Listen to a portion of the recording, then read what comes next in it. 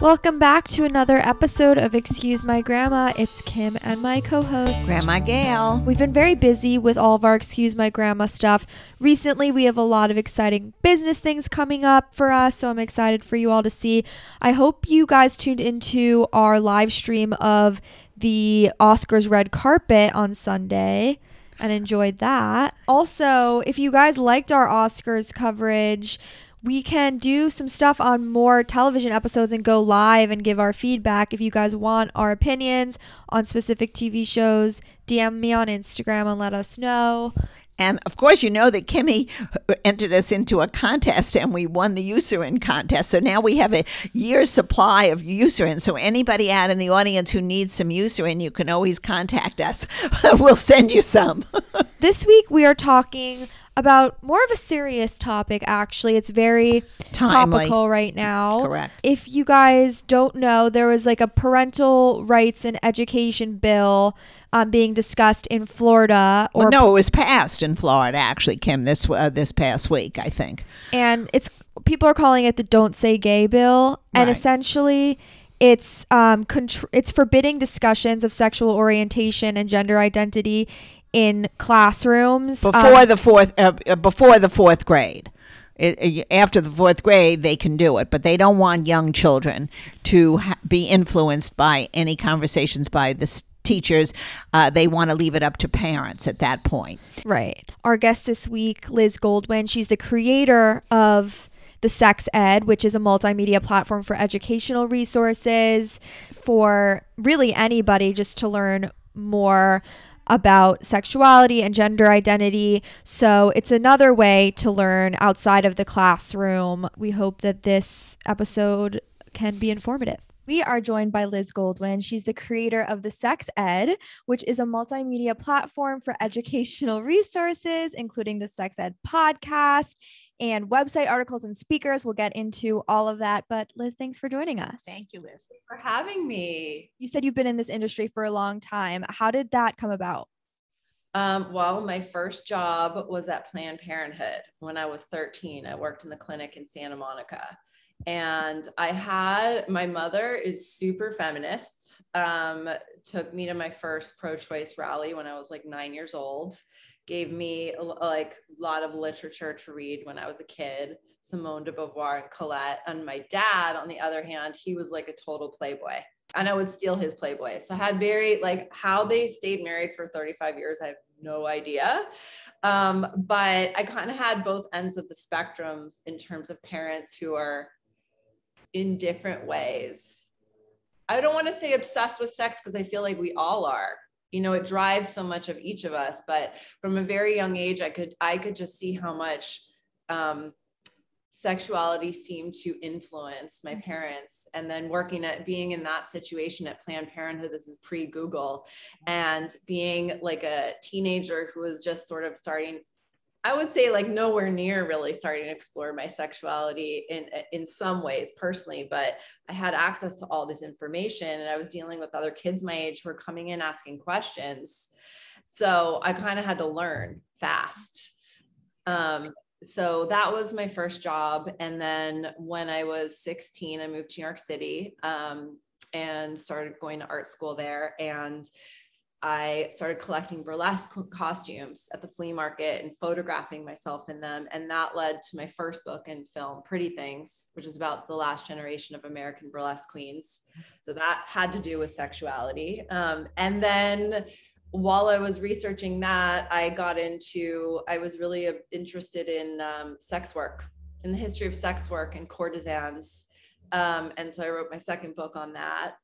So it's kind of been it's been since I was far away from Planned Parenthood. But not really, in a way. Like the through line in everything that I've done, whether it's like write a book or make a film or found the Sex Ed, is always around sexuality, is around these issues that we tend to not talk about and that we tend to have so much shame and fear and taboo around. And again, it drives so much of our culture. And you know, being on the end now of the Sex Ed and receiving so many messages every day from people all around the world who are walking around feeling like there's a certain size vulva that one is supposed to have, or that there's some like baseline normal that we're also supposed to ascribe to, but like who invented that normal? Well, that's another extreme. There is what was always accepted as normal was a girl fulfilling certain roles and a man fulfilling certain roles. But now we have the genders are sort of getting less clear. And this is where we're having issues today, and what the young people are trying to work through for themselves, a new identity, as you're saying, a new normal. We still have very much a heterosexuality in most relationships, but then it doesn't mean that that's the only kind of relationships that we have to have. So I almost wonder, when do we start talking about this with young people? That Kimmy and I were discussing that before. Do you start at 4 years old, at 5 years old, or do you wait till someone's in their early teens? Well, can I circle back to one thing you just said about normal? Because one of the normal. I shouldn't mean normal. I mean no, but I think it's a really good point that you brought up. But because one of the chapters in the new book is called The New Normal, okay. And you said that today we have a new normal, but I actually feel like it goes back so far generationally. When I think of how my mother grew up, or my grandmother, or my great-grandmother, or my great-grandma, I think of how many centuries of human beings have not been able to experience their full pleasure potential, have been really going through traumas that have been buried and they didn't have places to talk about. And that this idea that we've always been subscribing to some idea of normal that is, yes, it's patriarchal. It's based on, white supremacist patriarchal ideals, to throw around some big words that kind of scare people. But these things have stopped us from, I feel, truly living to our fullest and being joyful. And a lot of times have created situations where people feel trapped. And now we're in a situation with younger people, as you say, where people are like, let's dismantle this system. This isn't working. I'm unhappy. Because a lot of times they look at like their parents or their grandparents, and they see things that they don't want to necessarily repeat. So in terms of how we should start talking to kids now, I think that in an age appropriate manner, we should be talking to kids about their bodies and naming things, like naming what genitalia is when they start asking. And we should also, alongside age appropriate sex education, be talking about self-esteem and self-worth and self-love, and making sure that people understand that these things are integral to understanding our sexuality. Because by not talking to kids about it, the thing is that you start to basically put your sexual pleasure in someone else's hands. Because by the time you're like, oh, I don't know anything about my body or how it works. So like, I'm 14 and I'm going to let some kid who doesn't know a thing himself, but his dirty, unclipped fingernails inside me, and I'm going to pretend to like it, which is a backwards way. I feel like it's almost like we get to the age where we explore, and then we have to like unlearn. And yeah, that's so interesting. I completely agree with that. I know you do. I know you do. I want to get back to the fact that we're talking a very small percentage of a population that has questions about their sexuality. I don't think so. I think it's like the entire population. So. Really? Are we talking about the people who are not sure about their own sex? Or are we talking about sex in general? I'm not. When you say not sure about their own sex, what are you referring to? Well, that a lot of people now don't know how to identify, themselves, and that's become very, very that's become a much more current conversation. I know so I think you're schools. Saying so there's like a lot of people when they're trying to figure out their gender identity or like what sexual preferences they have. I think you can also be confused. Even if you're a straight woman, you can also be like, what's masturbation? Is that okay? Should I feel bad about it? Like, sex education. I think it's all of the above. Okay. All right. I just want to clarify. I'm not sure, where we're going with this. But Liz, like, feel free to educate my grandma on this. Definitely educate me, because this is I understand about,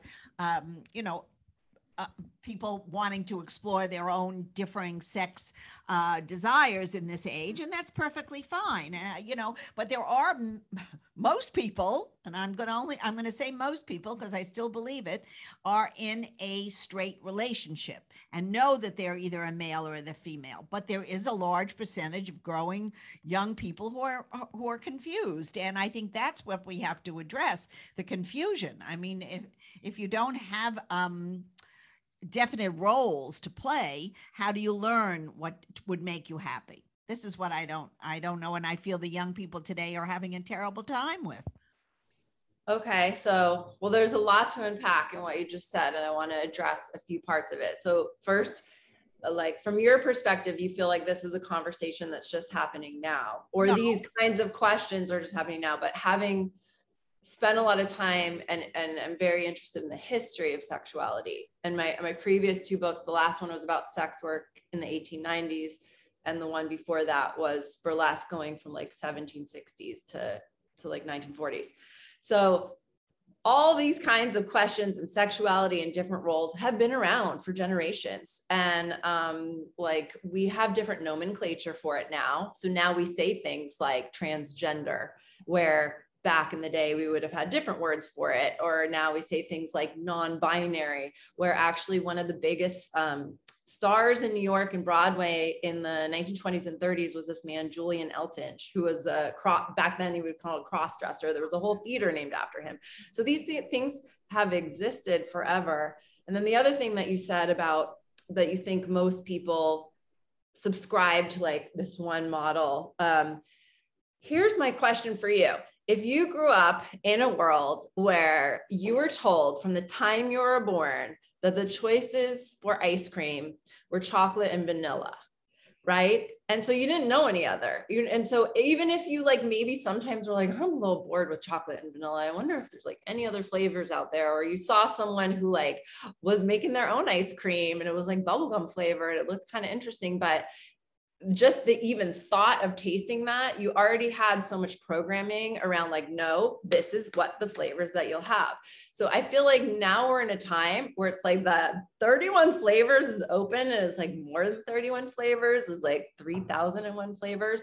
And so I think that's the difference. I don't necessarily think that most people are in these certain kind of relationships. And also I think that most people are not necessarily happy in those kinds of relationships. Happiness is a whole other conversation. That's a whole other conversation. Whether they're in a role that they've been playing for centuries and centuries and centuries, that's another conversation also. I think there's space for everyone. And that's what I, really subscribe to. And I think the schools are finally coming up with different words for their youngsters and that makes them feel more comfortable. I personally, I got married really young. I'm now divorced, but I was with my ex-husband for 13 years.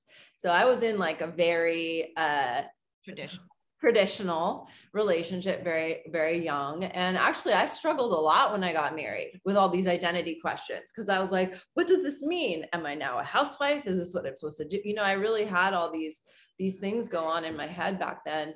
And I think people are now really just questioning these systems all over the place. I wouldn't just even take sex. You could take climate or social justice. It's all over the place. We're kind of waking up and being like, we're not happy. We're not happy in these systems. And where is our planet at and where is humanity at? And how can we have more truthful, authentic, fulfilling lives, including sexually? These conversations happen between my grandma and I a lot, and it's hard to see each other's sides on things. Do you have tips ever kind of for navigating those kind of conversations with family? I think it's really important in all of our conversations right now to remember to breathe and be diplomatic and practice active listening.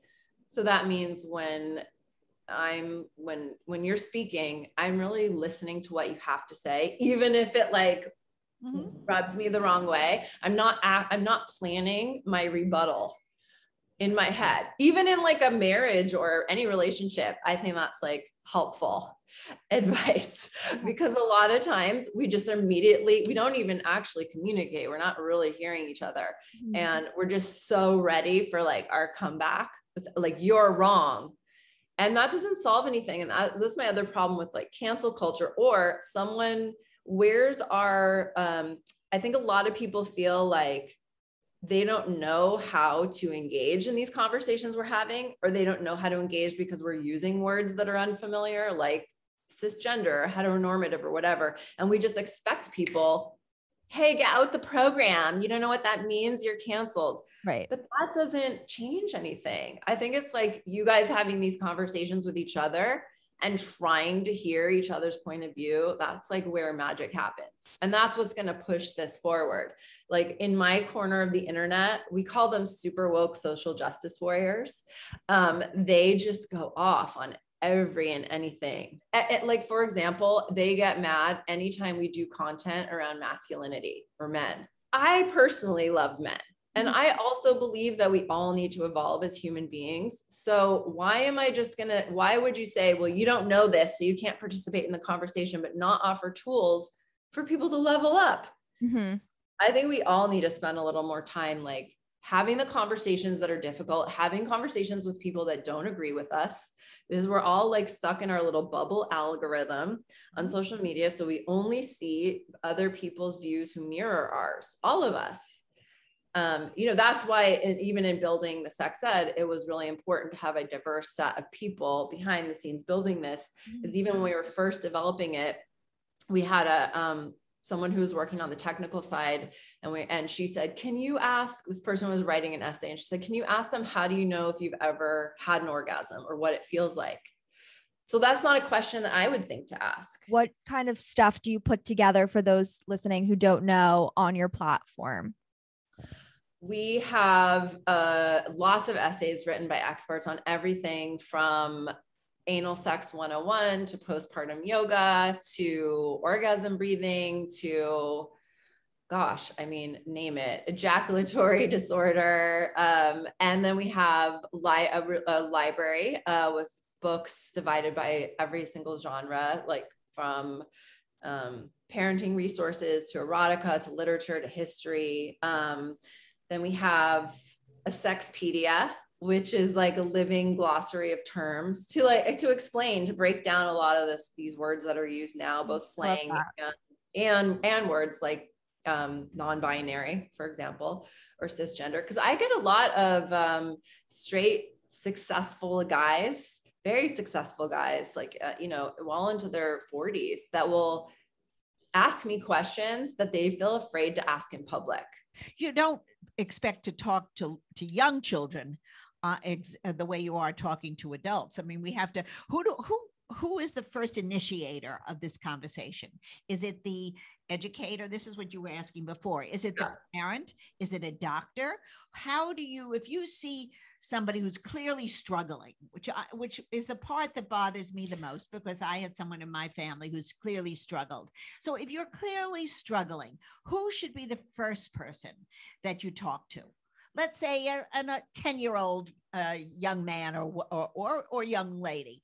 Who would you go to first? They're not going to read your publication because they're too young. A lot of their parents will ask me to talk to them. Actually, I have I end up having a lot of kids that I mentor throughout my life that ask me questions. Unfortunately, medical doctors are only given about 8 hours of sexual intake training in medical school. Nothing. So exactly. So they're not really equipped. And even when you go to the gynecologist, they're not asking you very many questions, and they're inside you for like less than 5 minutes, I'm talking about somebody older. I'm talking about somebody young. Right. No, I'm saying what you're saying, but you're saying who should be the first person. Right. And the problem is that one should hope to find someone in their life who's willing to take on that conversation. Hopefully it would be someone in the home, because at school, there's not really great comprehensive sex education, and it hasn't changed all that much. Maybe if you're lucky now, you'll get a little bit of consent education, and I don't think you're going to get anything around pleasure. I think it's going to be more about like, here's the risks associated with sex. Yeah. And maybe a little bit about puberty. So all of the sort of deeper emotional questions. Also, we really should be talking to kids about the tools to process pornography, because unfortunately, by the time kids are 8, that's what they're seeing porn. And they have no one wants to talk about it or talk to them about what they're seeing, what it means, that it's make believe, what happens behind the camera. So hopefully that would be a person, ideally a family member, that is going, for example, let's say that your child is starting to masturbate, right? What you don't want to do is shame them for it and make them feel like that's bad or dirty, because it is natural and healthy and normal. Maybe you want to say like, that's great. That's totally normal that you're doing that. And, explain to them that those parts are for them to touch and not for other people to touch. And also that they don't get to touch other people's private parts, without asking for permission. And then you may want to say, don't do it in the living room in front of the family like that. But you want to be careful with the tone of your voice to not make them, because those are the things that we get conditioned at an early age to feel like ashamed about, that lasts well into adulthood. First of all, I don't understand why these children are allowed to watch pornography. Well, I mean, their parents aren't saying, here you go. They Google it. Like, what do you mean? Oh, you mean they Google it on their phone? Yeah, you can just search on your phone. On any, you can? Yeah, I can. Right now, I can go on my phone and I could search Pornhub and see a million videos. Yep. Yeah, and unfortunately, yeah. I mean, that I didn't realize. I mean, I thought you had to sign up for something and be, an adult or of some sort. Mm-hmm. It used to be really hard to get porn. And now it's like scrolling through Instagram or ordering something on Amazon. Yeah, it is bad, but it's a function of our culture and where we're at. And so this idea that we're going to put it back in the box is not realistic. So what we need to do is be able to speak about it, like not only for children and teenagers, but as adults too. I mean, that is a big problem. Can they shut these porn things down? Is that a possibility? No, and I don't think you can put it back in fact, the adult webmasters figured out how to monetize the internet before anyone else. And sometimes people will call me, like big business people that are in the luxury fashion sector or technology sector, and they will actually ask me for introductions to people in the adult world who are working on pretty advanced like VR and AI, because a lot of those things will get developed in those spaces. And a company like Pornhub, what's interesting is that not only do they have more viewers on a daily basis than Netflix does in like a month, but actually they have more controls in place to deal with things like revenge porn, like child pornography. That stuff gets taken down immediately, whereas Facebook and Instagram do not have any controls in place. So although they get sort of thrown under the bus, because that is what they do, they actually do a way better job of policing those things on their platforms than most of the platforms that we think are safe. Mm-hmm. Okay. There are plenty of porn sites or platforms out there, right, that you do know where it comes from, and you do know that the filmmakers or the I don't know if you call it actors, but that performers, yeah. Like that they sign themselves up and that they're getting paid. And like, I don't know if you can maybe give our listeners any of those sites, but I don't think we need to give the listeners those sites. No, because let them read. I'd rather have them read Liz's book. Well, I think it's good to give people alternatives to porn, and to also just advise to maybe just think about how you use porn. Do you need porn? Do you find that you have to use porn to get off? Do you find yourself becoming emotionally numb to it, or using it to escape or fill the void? Can you get off using another modality? Erica Lust has a site called X Confessions. That's great. She's a female filmmaker who makes erotica. There's Bellisa is another big platform now that's doing ethical porn. You mentioned your Sexpedia earlier, which I love because you have things on there from abortion to explaining the AIDS crisis to biology terms. So I wanted to go through maybe like 3 or 4 terms here that some of them I actually didn't even know. And then I know our listeners definitely won't, a lot of them. Aftercare is a really good one. If you could explain what that is, that would be great. Sure. So aftercare is something that actually is sort of a term that comes from fetish and kink communities. And it's the practice of taking care physically and emotionally of your partner or partners after any sort of intimacy takes place. And this is something that I think really should be applied to heteronormative vanilla sex, because I cannot tell you how many times I hear people complaining about, well, they didn't call me afterwards and I feel so, however you feel. I think it's just really polite to process together. Well, you just shared bodily fluids with someone.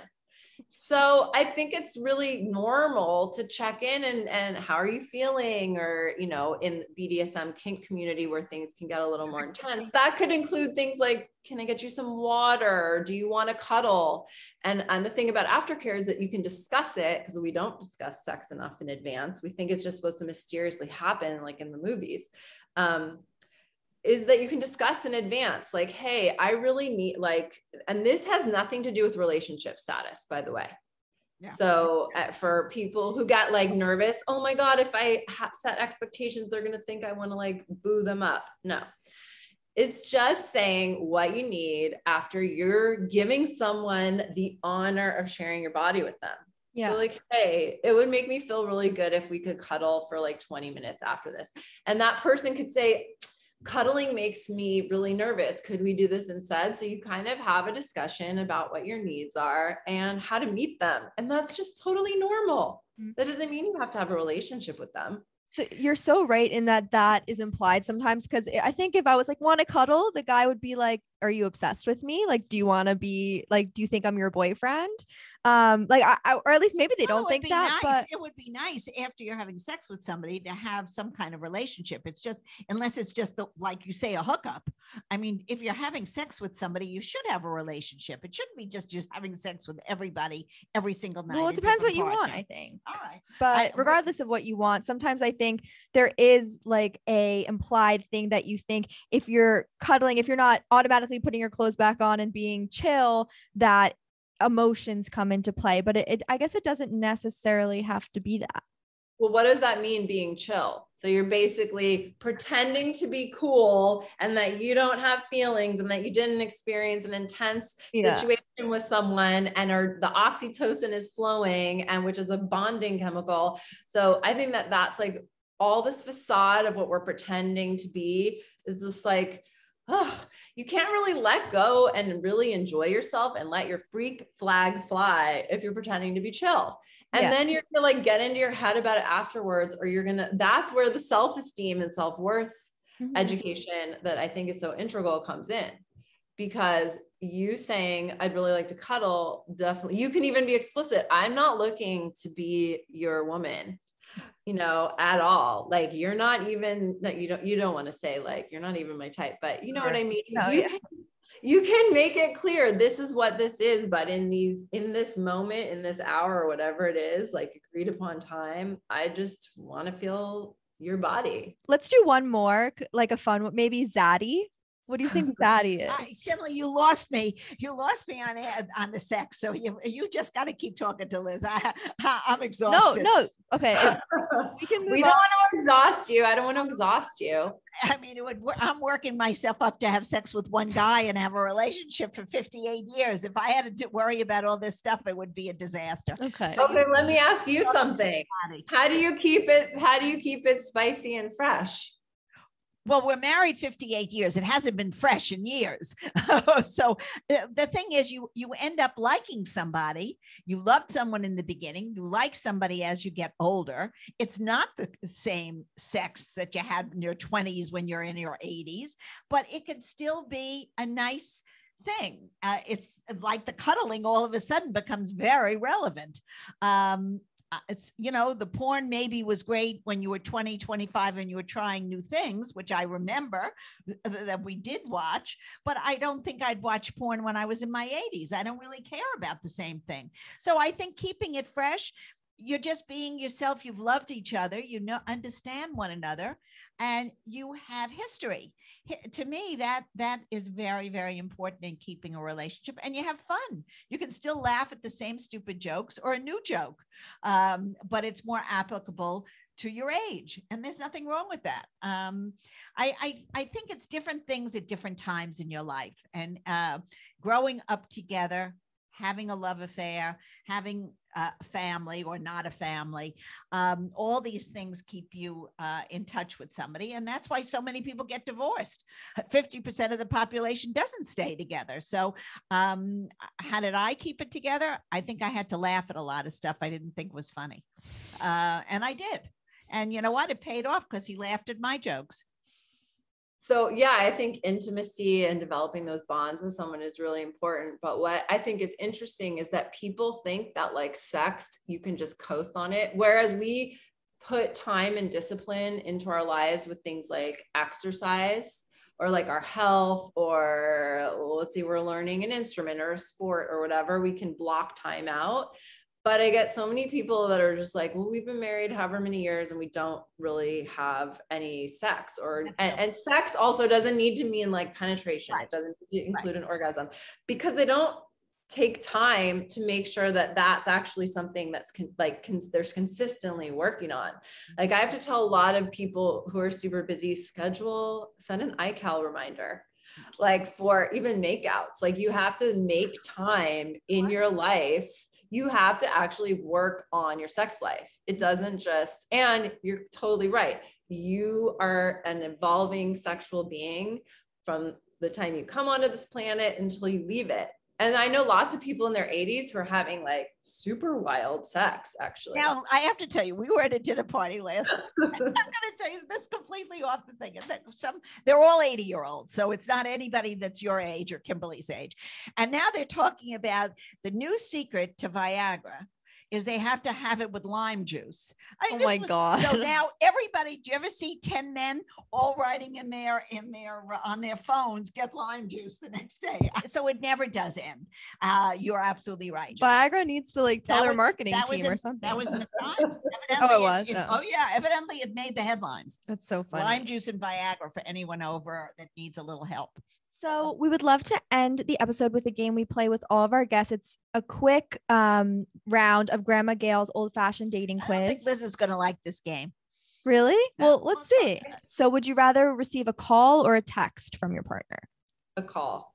Would you sleep with someone on the first date? I slept with my ex-husband the first night I met him, and but that was my roommate at the time. She opened the door in the morning to the bedroom. She was like, oh my God, because she was so shocked, because that is so out of character for me. Mm-hmm. So yeah, it's not usual because I'm pretty monogamous. I am pretty traditional, actually. Yeah. Dating apps or setups? I've never done a dating app. Right. Okay. Yeah. Move in together before getting engaged or after? Getting married a second time. Yeah, I'm not sure. I would probably say move in. The second time, I move in with someone before. Mm-hmm. Okay.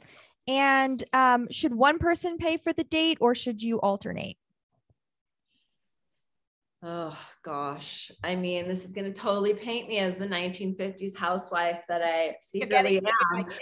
But I mean, I do love because in my professional life, I am so independent. I really like being taken care of. But that said, I also love to like spoil someone. And I think it's nice to buy people Yeah. But I have always been with alpha men who are like, well, let me take care of that. Honey. Right. Okay. So 3 out of 5 traditional. So a little bit split, but more on the traditional side. What are you, modern? I'm modern and she's traditional. Well, I'm traditional. There's not even a conversation there.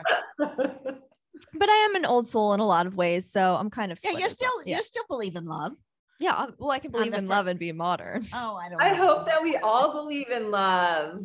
I don't know. I think people are getting so mean lately. I'm not so sure. They're getting very narcissist types of personalities, and they're all about themselves. And I really think if you love somebody, you have to really be in there 50-50.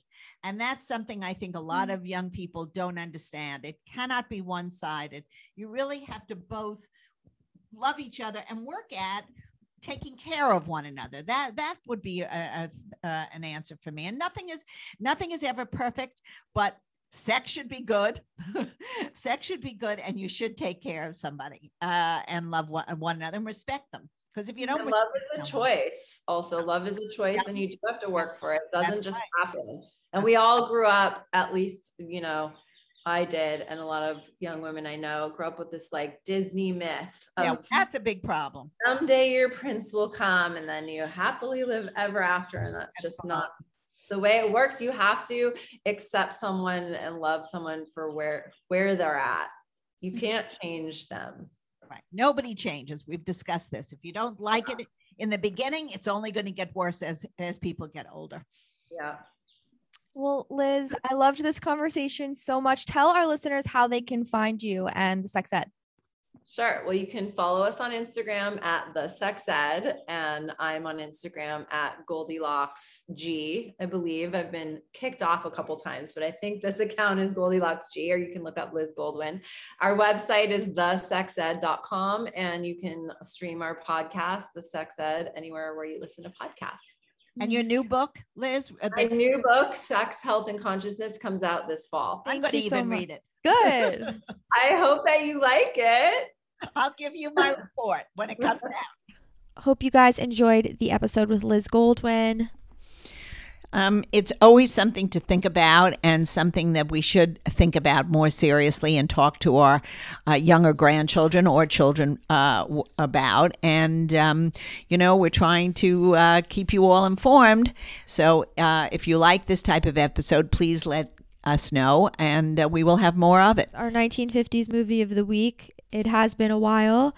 We're doing Where the Boys Are, which was one of my favorites. It was 1960, and that's where Connie Francis's iconic song "Where the Boys Are" was first in. And basically, it's about 4 college girls, but they have, in the beginning of the movie, they do a class kind of about sexual education. Obviously, they weren't that open about it, and they had more narrow ideas. But it was interesting to see how those conversations have changed within the classroom. Okay, you guys know how to follow us on TikTok and Instagram at ExcuseMyGrandma. Rate us 5 stars wherever you're listening, and we will see you next week. Bye.